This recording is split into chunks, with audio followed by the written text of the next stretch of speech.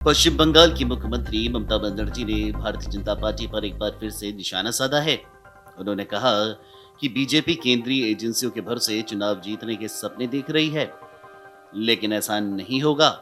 CBI और ED जैसी केंद्रीय एजेंसियां भगवा पार्टी को अगले साल होने वाले आम चुनाव में वोट हासिल करने में मदद नहीं करेंगी। मुर्शिदाबाद जिले के शमशेरगंज में एक सरकारी कार्यक्रम को संबोधित करते हुए टीएमसी सुप्रीमो ने देश के सभी विपक्षी दलों से एकजुट होकर 2024 के लोकसभा चुनाव में भारतीय जनता पार्टी से मिलकर लड़ने का आह्वान किया। उन्होंने कहा कि सभी विपक्षी दल एक साथ हो जाएंगे तो बीजेपी की हार पक्की है। बीजेपी सीबीआई और ईडी जैसी केंद्रीय एजेंसियों के सहारे अगले साल होने वाला चुनाव नहीं जीत सकती है। कार्यक्रम में उन्होंने आरोप लगाया कि बीजेपी के नेतृत्व वाली केंद्र सरकार से कई अनुरोधों के बावजूद राज्य प्रशासन को गंगा कटाव को रोकने में कोई मदद नहीं की। ये मुर्शिदाबाद और मालदा जिले के लोगों के लिए एक बड़ा और अहम मुद्दा है।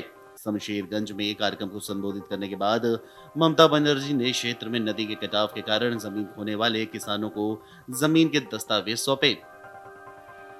सीएम बनर्जी ने गुरुवार को कहा कि अगर कर्नाटक में 10 मई को होने वाले विधानसभा चुनाव के साथ भाजपा का पतन शुरू होता है तो उन्हें खुशी होगी। ममता बनर्जी ने टीएमसी के जनसंपर्क अभियान में एक संबोधन के दौरान बीजेपी पर अपने हितों के लिए हिंदू धर्म को बदनाम करने का भी आरोप लगाया था। उन्होंने कहा था कि भाजपा जितनी जल्दी सत्ता से बाहर होगी देश के लिए उतना ही अच्छा होगा। कर्नाटक विधानसभा चुनाव में बीजेपी को वोट न दें, अपनी पसंद की किसी भी पार्टी को वोट दें।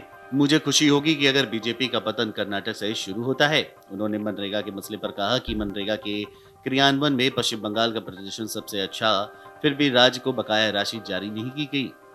दिल्ली पुलिस और प्रदर्शनकारी पहलवानों के बीच जंतर मंतर पर हाथापाई को लेकर केंद्र पर भी निशाना साधते हुए ममता बनर्जी ने आश्चर्य जताया कि कितनी केंद्रीय टीमों को वहां भेजा गया। उन्होंने कहा कि आंदोलनकारी पहलवानों पर कल रात दिल्ली में पुलिस ने हमला किया। कितनी केंद्रीय टीमों को वहां भेजा गया है, भाजपा को अपना रुख स्पष्ट करना चाहिए। बता दें कि इससे पहले पश्चिम बंगाल की मुख्यमंत्री ममता बनर्जी ने प्रधानमंत्री नरेंद्र मोदी के रेडियो कार्यक्रम मन की बात को लेकर मंगलवार को निशाना साधा था। बनर्जी ने दावा किया था कि बीजेपी लोगों को झूठ की बात से बेवकूफ बनाती है। साल 2021 के विधानसभा चुनाव में तृणमूल कांग्रेस की प्रचंड जीत की दूसरी वर्षगांठ पर प्रदेश के लोगों को बधाई दी।